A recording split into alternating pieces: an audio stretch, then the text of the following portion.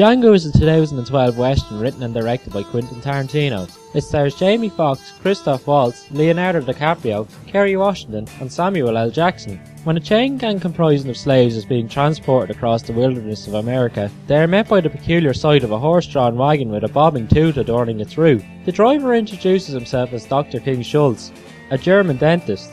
He announces that he wishes to purchase a slave who goes by the name of Django. The slave drivers do not take too kindly to his forward nature, and use their shotguns to discourage the doctor from making his initial transaction. However, the two brothers neglect to take into account how fast the dentist's hand is. He disarms the first brother with his revolver, before proceeding to dismount the remaining sibling by executing his prize mare Buttercup. Being the law-abiding citizen that he is, Schultz pays for Django in full, and even provides a bill of sale for the slave driver who is on death's door. Questioning why this kind German stranger has just seemed to have picked him from a random group of slaves, King Schultz informs Django of his true intentions. He reveals to the recently freed slave that he is in fact a bounty hunter. Schultz's latest targets are the notorious Brittle brothers, who had previously worked on the same plantation where Django was kept. Knowing this, Schultz has recruited Django to help him identify the former slave workers. Having seen just how enthusiastic and tenacious Django has been in aiding the capture of King Schultz's targets, the bounty hunter proposes that the free man work alongside him during the winter, receiving a third of the bounty money. Django uses this period to hone his gunslinging skills,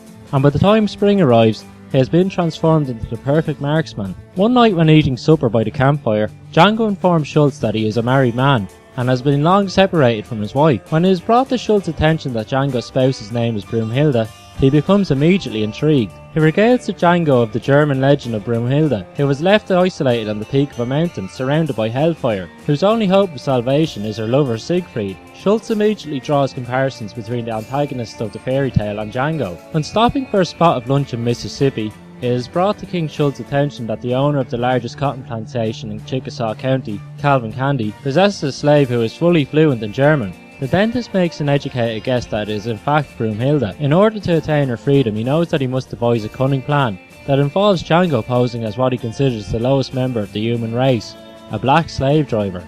This latest endeavour will push Django to his limits, but he knows that he must follow through with this demanding mission in order to reunite himself with his beloved Hildy. Tarantino first came up with the idea of Django whilst working on a book on spaghetti western director Sergio Corbucci. Quentin came to the conclusion that the aggression between the antagonists and protagonists in Corbucci's films was inspired by the conflict between the fascists and Jews in wartime Italy. After this revelation, the director put the atrocious rise of fascism in Europe in the 1930s and 40s on the same level as slavery in America in the 1800s. Tarantino felt that slavery was the US worst kept secret, and wanted to convey to the American public the harsh atrocities that took place in the so-called land of the free less than 200 years ago.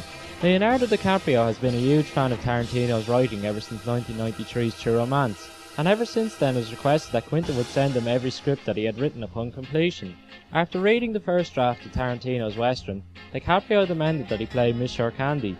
Tarantino was at first hesitant to cast the young actor as Candy, as he had originally envisioned a much older man in the role of the plantation owner, but after seeing DiCaprio's performance in rehearsals, the director's mind was swiftly changed. Quentin compares Leonardo's over-the-top energetic performance to that of horror movie legend Vincent Price.